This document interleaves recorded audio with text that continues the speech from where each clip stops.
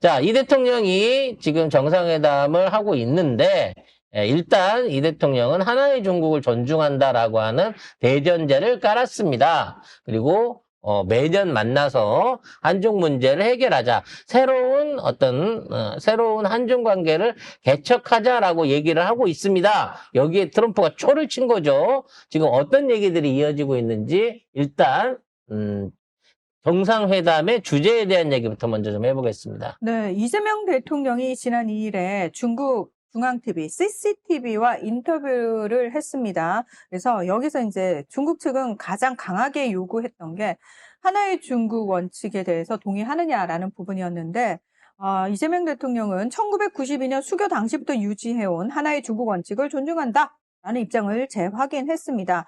그러면서 또 중국이 꼭 물어보는 게 있죠. 미국이야, 우리야? 라고 얘기했을 때 이재명 대통령은 맞다. 예전에는 안보는 미국, 경제는 중국이란 얘기가 있었지만 이제는 대한민국의 전략적 자율성이 중요하다.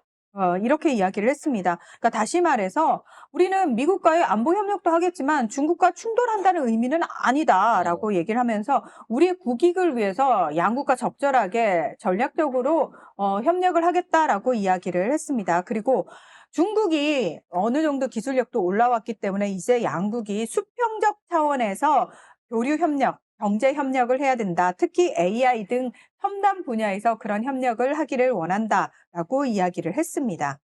지금 때마침 북경에서는 이 일종의 이제 로봇 전시회와 함께 로봇 사업에 대한 대규모 투자를 선언하고 있습니다. 우리가 이제 흔히 말하는 피지컬 AI라고 부르는 건데 AI를 통해 가지고 AI를 탑재한 로봇, 휴머노이드형 로봇도 있고 개 로봇도 있고 뭐 여러 가지도 있어요. 냉장고에 AI를 심으면 그냥 냉장고 로봇입니다. 그때부터는. 그래서 이와 같은 피지컬 AI를 구현하는데 일단 중국이 먼저 선제적 시장을 잡기 위해서 올인을 하고 있어요. 문제는 이 선제적 시장을 잡기 위한 소프트웨어와 하드웨어 자체가 중국제가 불안정해가지고 계속 오류가 나고 있는 겁니다. 즉, 중국제 로봇들이 사람을 다치게 하거나 자율주행이 무슨 사고를 일으키거나 이런 빈번한 문제들이 계속 생기고 있기 때문에 중국이 아주 골머리를 앓고 있거든요. 그게 뭐냐면 중국이 기술을 짝퉁으로 여기저기 다 훔쳐갖고 합쳤기 때문이에요. 소프트웨어와 하드웨어를 딴 나라에서 훔쳐가다가 코딩을 같은 방식으로 해갖고 묶어버렸기 때문에 이게 먹히질 않는 겁니다. 오류가 나는 거예요. 그러니까 중국은 지금 AI 산업한다고 엄청나게 컴퓨터만 몽땅 늘렸는데 집중률이 없어서 다 병렬 컴퓨터 돼갖고 전기만 잡아먹고 있는 금고가 됐고요. 로봇 사업을 한다 그래갖고 로봇 관련된 기업들한테 막 선금을 퍼줘가면서 로봇들을 만들었는데 그냥 날뛰고 돌아다니는 통제 안 되는 기계 인형을 만들어 놓고 있는 상황인 거예요. 진짜 로봇들이 미쳤던데요. 네. 지들끼리 싸움박질하고 난리도 아니던데 사람 공격하고. 그래서 이런 부분을 해결하기 위한 해결책이 없어요. 심지어는 미국도 없습니다. 왜냐면 미국 기술이 있었으면 미국 걸 훔쳐오면 되는데 지들이 선도적으로 퍼스트 무버가 되려고 했는데 이게 안 되고 있는 상황이라 한국에 이거를 협업하자고 지금 얘기를 하고 있는 거예요. 그러니까 중국이 우리한테 요구하는 거는 무슨 엔비디아나 애플이나 아니면 챗 GPT 이런 형태의 AI 프로그램이 아닙니다. 피지컬 AI를 요구하는 거예요. 즉 중국이 구동하려고 하는 AI들을 실현시켜 줄 수 있는 움직이는 피지컬 AI들을 한국의 기술력, 한국의 전자제품 생산력으로 만들어 보기 위해서 지금 대한민국의 200대 기업들을 다 초청해 가지고 거기에 대한 세미나를 북경과 상해에서 나흘 동안 계속해서 열고 있는 겁니다. 그래서 이거를 해주기 위해서는 중국이 많은 거를 내놔야 될 거예요. 즉, 이와 같은 협력과 이와 같은 어떤 그 투자, 그리고 그와 관련된 교류를 위해서는 그동안 막아놨던 한알령부터 시작해가지고 온갖 종류의 개방 정책과 한국을 위한 선물들을 꺼내놓을 건데 이걸 어떻게 적절하게 받아오느냐, 그리고 확실하게 받아오느냐의 문제가 지금 이재명 대통령의 지금 어떤 그 정치력이 외교력이 달려있는 부분이라고 해야 되겠죠. 뭐 좋은 얘기만 막 해야 되겠는데 하필이면 트럼프가 이 지랄을 해놔갖고 아마 에너지 안보 위기에 대한 부분도 분명히 얘기가 있을 거라고 생각이 됩니다.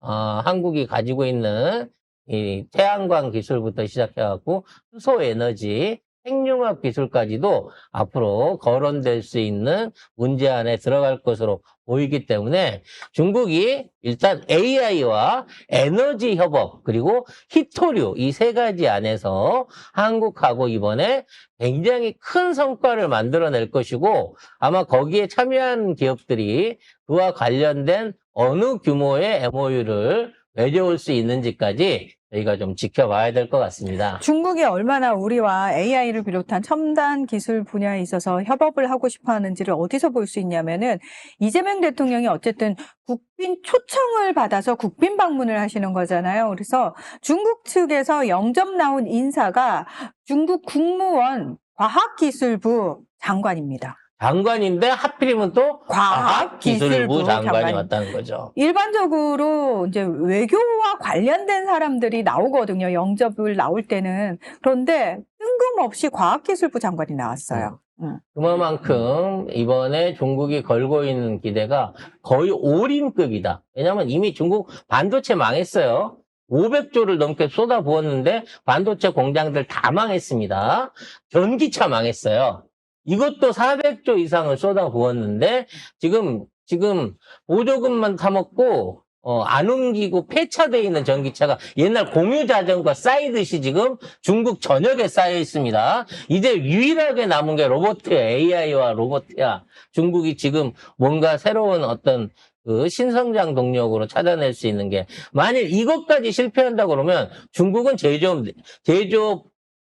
중에서도 첨단 제조업들 다 내려놓고 이제 무슨 플라스틱 제품이나 경공업 제품 만드는 예전에 80년대 중국으로 돌아가야 됩니다. 앞을 봐요, 앞을. 붙여놓고 왜 안 보세요? 아무튼 그래서 이와 같은 중국의 한국에 대한 기대치가 엄청 큰 상황에서 이번 사태가 일어난 게 좀 아쉽기도 합니다만 그렇기 때문에 중국이 더더욱 한국에 절실하게 뭔가 좋은 조건을 내놓고 우호 관계를 사전에 미국보다도 사전에 맺기 위해서 좀 더 큰 카드를 받아올 수 있지 않을까. 이건 역시도 우리의 구분이 아닌가라는 생각도 들어요. 그래서 4월에 사실 트럼프가 이제 방중을 하는데 그 전에 만약에 이제 지금 우리 한중 관계에 있어서 중국하고 한국이 엄청나게 교류 확대하자라고 해가지고 신뢰가 쌓여가지고 뭔가를 쿵짝쿵짝하게 되면은 중국 입장에서는 굳이 미국에 많이 기댈 이유는 없는 상황이 돼버리는 거거든요. 어차피 미국에 지금 기대해야 되는 건 미국의 시장하고 미국에 열려있는 시장하고 그다음에 미국의 첨단 기술이거든요. 근데 지금 첨단 기술 분야에 있어서 점점 파보니까 이게 한국 기술이 훨씬 더 실용적이고 알토란 같은 게 많은 거예요. 그러니까 쉽게 말해서 AI가 1초에 뭐 1조 번 하던 거를 10조 번 할 수 있게 됐다? 그래서 10배 이상 성능이 개선됐다. 좋은 얘기긴 한데 실시간 구동하는 프로그램이나 하드웨어는 그 차이를 모릅니다. 우리가 4G에서 5 바뀌었는데 휴대폰 통화하는데 속도 차이를 느끼나요? 그건 아니죠. 문자하는데 속도 차이 안 느끼잖아요. 즉 모든 기술이 몇 배속으로 발전한다고 하더라도 그 기술을 구현해서 보여줄 수 있는 거는 그걸 보여줄 수 있는 피지컬들이에요. 디스플레이가 됐든 자동차가 됐든 로봇이 됐든 전자제품이 됐든 문제는 그걸 빠르게 구동할 수 있고 계산을 잘하는 프로그램을 만드는 것도 중요하지만 그걸 실용적으로 써먹을 수 있는 피지컬 기능을 갖고 있는 출발할 수 있는 그러니까 그 모델들, 피지컬 AI를 실현할 수 있는 제품들을 다 만들 수 있는 데가 대한민국이라는 거지. 그치, 우리는 가능하니까, 다 가능하니까. 그러니까 조금 AI가 멍청하더라도 무슨 컴퓨터, 냉장고한테 무슨 자동차 운전시킬 건 아니잖아. 그 안에 들어갈 수 있는 프로그램은 음식들 유통기한 확인하고 온도 조절하고 거기 맞춰갖고 주문해주고 뭐 이런 정도의 AI를 구동하는 거는 굳이 챗GPT 같은 애들 안 써도 된다는 거지.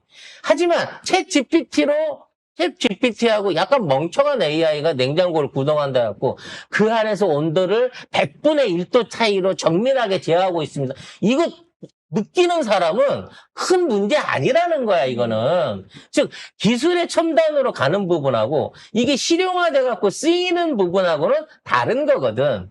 조금 늦더라도 사람이 체감할 수 없는 정도의 속도 차이기 때문에 또는 체감할 수 없는 정도의 디테일이기 때문에 이러한 부분 하에서 먼저 이거를 가동할 수 있는 한국의 기술력이 지금은 공정기술력이 훨씬 더 인정받고 있는 그런 시대라는 거예요. 그러니까 이 대통령이 베이징에 도착했을 때 아까 말씀드렸다시피 인허진 과학기술부 그 부장인데 장관급입니다. 장관급이 영접한 건 처음인데 박근혜 때는 수석 차관급, 문재인 대통령 때는 차관 복급, 이명박 때도 차관 복급으로 왔습니다. 그리고 이번에 그 대통령이 시진핑 초청으로 9년 만에 국빈 방중을 하는데 서열 1, 2, 3위를 다 만납니다. 시진핑 주석 오늘 만나고 그다음에 리창 총리, 그다음에 자오로지 전인대 상무위원장 이렇게 이 중국의 핵심 지도부와 모두 만나서 정상회교를 하고 이게 핵심이에요, 진짜. 1, 2, 3위가 다 만납니다. 이런 경우는 또 없었어요. 이때까지. 그러니까 중국에서도 이재명 대통령을 굉장히 중요하게 생각하고 있다. 왜냐면 역대급으로. 중국도 지금 내수 경기가 너무 힘듭니다. 중국은 지난해에 이제 앞으로 경제 성장 모델을 어떤 식으로 가져갈 것인가와 관련해 가지고 회의를 했는데 그 중요한 회의에서 결정된 게 뭐냐면 내수 진작으로 가자예요. 그러니까 지금 부동산 침체가 너무 심각해 가지고 사람들이 거의 돈을 쌓아놓고 안 써요. 왜 안 쓰냐면은 부동산 경기가 너무 어렵기 때문에 불안하니까 돈을 이쪽에다는 넣을 수 없어요. 그러다 보니까 일단 내가 돈을 쥐고 있어야지 안심이 되는 거지 소비도 안 한단 말이에요. 그 상황 속에서 어떻게 이 소비를 진작시킬 것인가, 이 내수를 어떻게 살릴 것인가, 이게 중국 정부의 엄청난 고민인 상황인 거예요. 그래서 단순히 시진핑 주석이 지난 작년에 이제 후임자를 공개할 것인가 말 것인가에 많이 주목을 했었는데 후임자를 공개 안 했어요. 후임자가 없어요. 다시 말해서 본인이 사연임을 가겠다라고 결정을 내렸고 지금 분위기는 사연임이에요. 근데 장기 집권을 하게 되면 문제가 뭐냐면 내가 잠깐 집권하고 빠져버리면은 지금 당장 좋아 보이는 거 하고 빠졌을 때는 내가 책임 안 지면 돼요. 그 생각으로 하면 되는데 본인이 장기 집권을 계속할 생각을 가지고 있기 때문에 그렇게 치고 빠지는 당장 눈속임할 수 있는 정책들을 할 수가 없는 상황이에요. 더 이상 지금 책임을 져야죠. 책임을 져야 되는 상황이 생겨버렸어요. 그렇기 때문에 중국도 겉으로는 여유가 있는 것처럼 보이지만 중국 정부 입장에서는 똥줄이 타고 있는 거예요. 그래서 지금 중국이 내수를 관리하려고 하면 지금 있는 그 일반 사람들이 아는 물건을 사라고 해갖고는 더 승부가 안 나요. 아니 자동차 있고 테레비 있는 사람한테 새로운 테레비, 새로운 자동차 준다고 새 걸로 바꿔라. 그래서 경기 좀 살리자라고 하면 아니 집에 테레비가 있는데 웬만큼 그렇죠. 잘 나오는데 굳이 이거를 별다른 변화 없이 왜 바꿉니까? 바꾸려고 하면 혁신적으로 바꿔야 돼. 테레비가 막 걸어댕기든가, 입체 영상을 보여주든가, 막 안에서, 지금까지 본 적이 없는 희한한 게 나오든가, 이래야 새로 쥐갑을 연단 말이에요. 그러니까 늘 그래왔던 중국 경기를 한 번씩 터트렸던 물건들이 있었어. 휴대폰, 스마트폰이라든지, 전기차라든지, 이런 것들이 나타나기 시작하면서 그걸 위주로 해갖고 중국이 한 5, 6년 확 터지는 이런 것들이 있었단 말이에요. 이제 지금 중국이 마지막으로 기대할 수 있는 거는 로봇이에요. 피지컬 AI. 근데 이거를 못 만들기 때문에 한국 제조업에다가 지금 적극적으로 구애를 하고 있는 겁니다. 아무튼 관련해서 핀테크 일상화, 전기차 보급, 바이오, 실버 산업, 신재생 에너지 뭐 이런 것들에서 교류와 협업을 좀 이어간다고 하니까 이번 기회에 이와 연관돼 있는 엄청난 시장을 우리가 좀 선점할 수 있는 기회를. 왜냐면 어차피 중국은 필요로 하고 만들어줄 나라와 기술은 한국에 다 있는 거니까 이번 기회에 미국의 마스카 또는 원자력, 또 뭐 갖가지 그 미국에 들어가서 앞으로 하게 될 사업 규모보다 더 큰 사업 규모를 중국 안에서 좀 받아낼 수 있기를 기대를 해보겠습니다. 구체적인 내용은 아직까지 뉴스에서 나오지 않고 있는 부분이기 때문에 정리를 해가지고 내일부터 그 성과에 대한 얘기는 송작가 TV가 꾸준하게 보내드리도록 하겠습니다.